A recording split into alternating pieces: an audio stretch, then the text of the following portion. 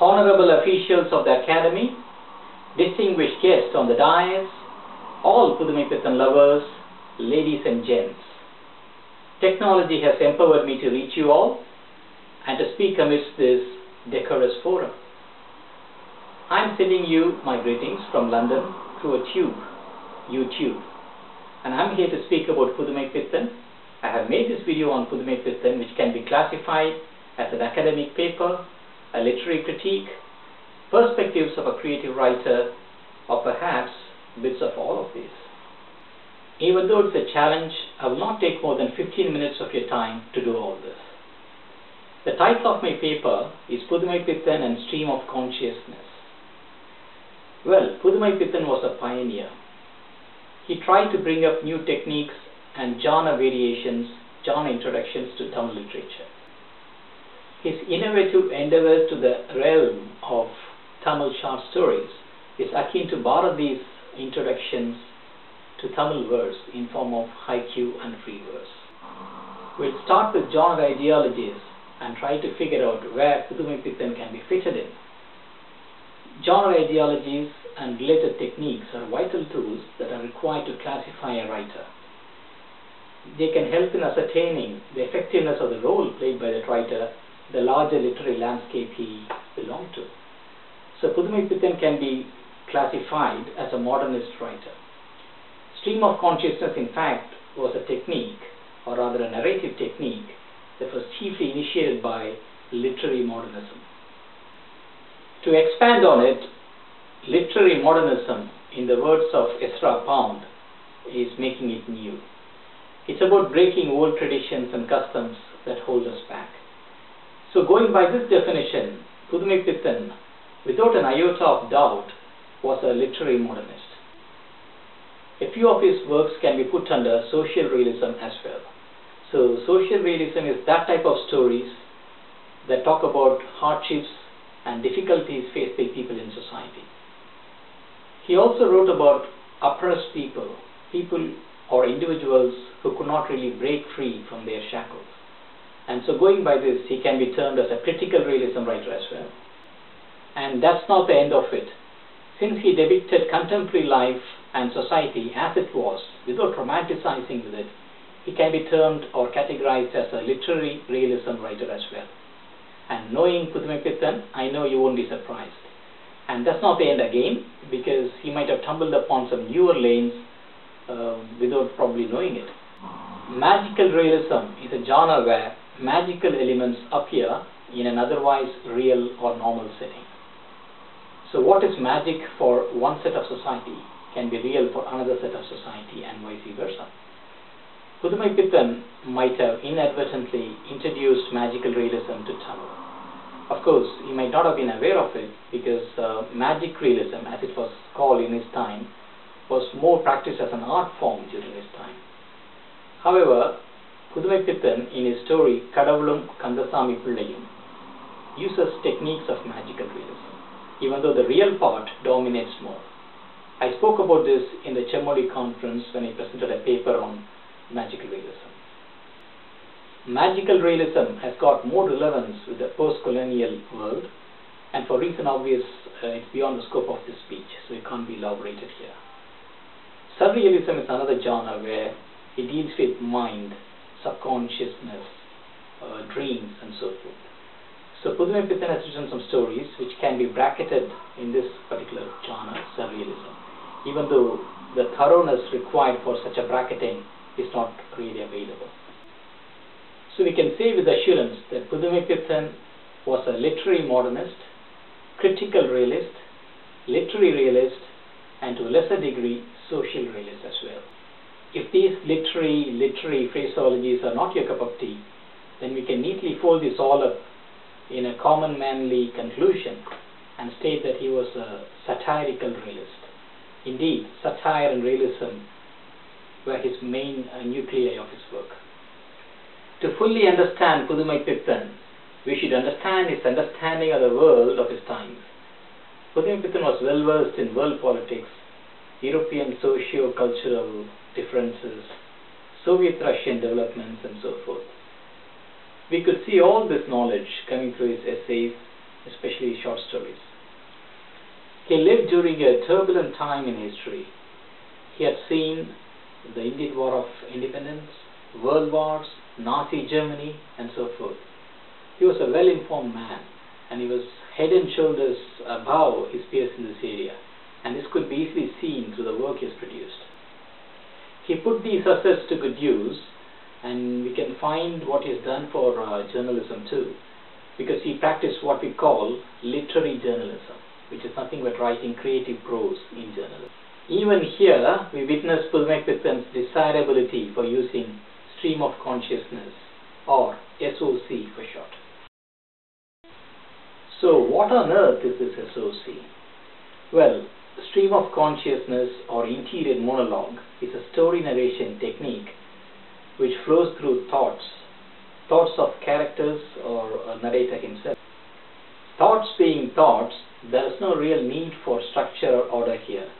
They can sprout and spread in any direction, and they can freely flow. Hence, SoC narrations do not always have a methodical sequencing, and they can rather freely flow as per the density and quality of the observation. These thoughts can spring from witnessing an event or thinking about a character and so forth. Writers like Virginia Woolf and James Joyce have made immaculate contributions to SoC, and so has psychology. One of the early works on SoC can be found in the novel Pointed Roofs, written by British author Dorothy Richardson. Apart from Dorothy, there are many writers who have made contributions in SoC, and recent examples include Toni Morrison from Africa. And earlier examples include James Joyce and Nobel laureate William Faulkner. It's logical to believe that Pudhumaipithan might have had access to William Faulkner's The Sound and the Fury. This critically acclaimed novel was written in 1929, and Faulkner uses SoC in this novel. Pudhumaipithan might have been near his prime when this novel was released. And it's more plausible to think that Pudhumaipithan might have read James Joyce's novels, and James abundantly uses SoC across the body of his work. An interesting point to note here is Pudhumaipithan himself was not aware of SoC when friendly critics admired him for the use of the same. Let's now analyze Pudhumaipithan's use of stream of consciousness. Pudhumaipithan, even though he has tried his hand in many forms such as poetry, novels and essays, his genius actually shown through his short stories, and he has used SoC in most of his short stories. Mind mapping is a technique that can be used in story writing. It's about developing subplots and ideas branch out from a central theme and then going on to expand those branches. Brainstorming, or in more modern terms, thought showers, is nothing but generating ideas on a concept without judging the ideas.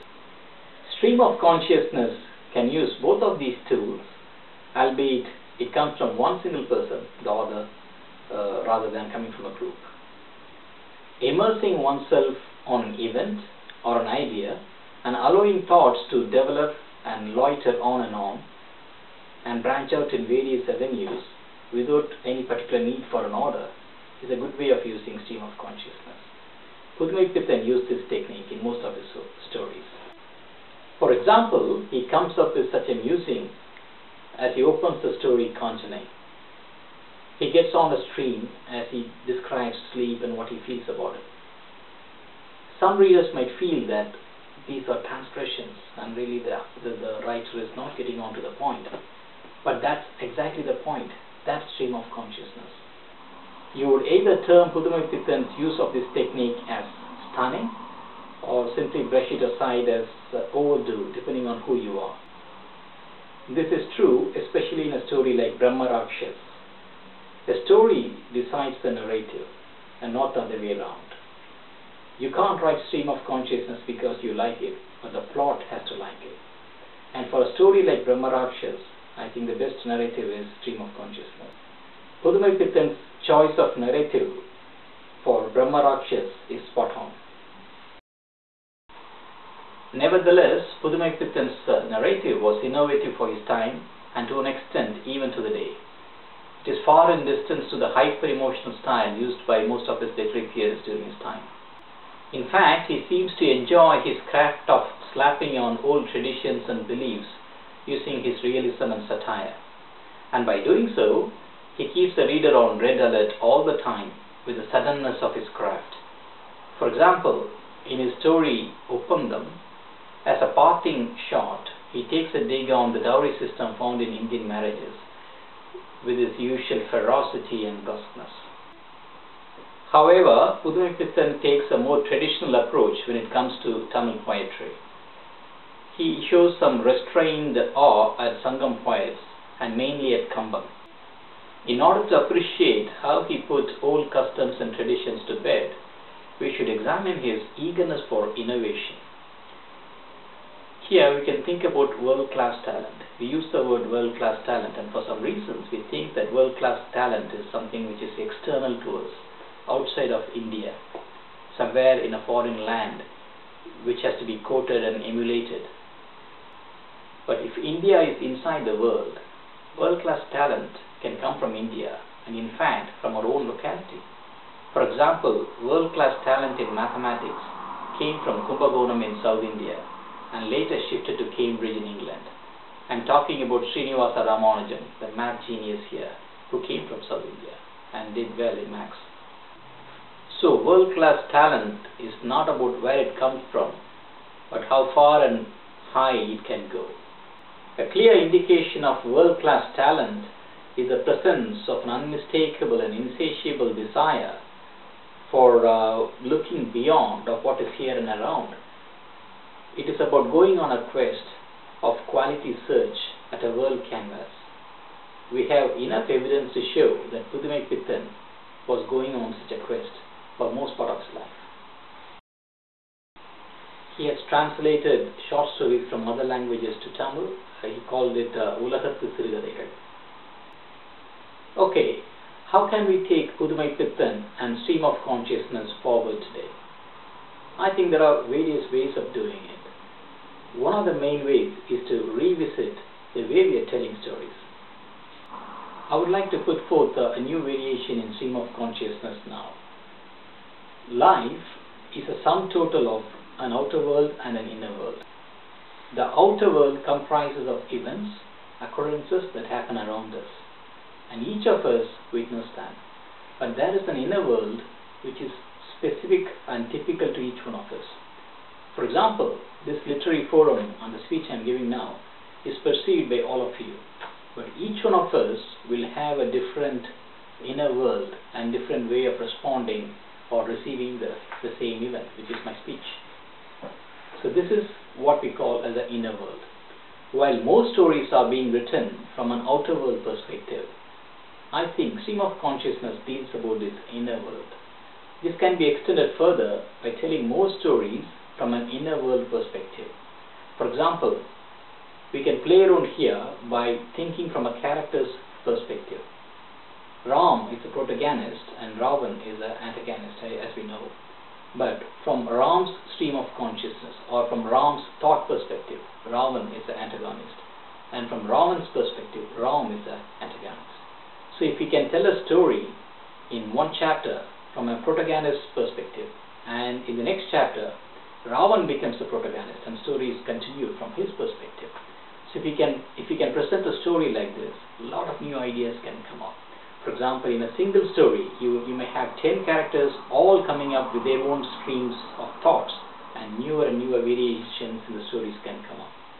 So in one single story, you will have a universe of stories or universe of subplots within a single story. This is a new variation I would recommend in stream of consciousness. Every coin has another side, and let's now examine the Pudhumaipithan coin.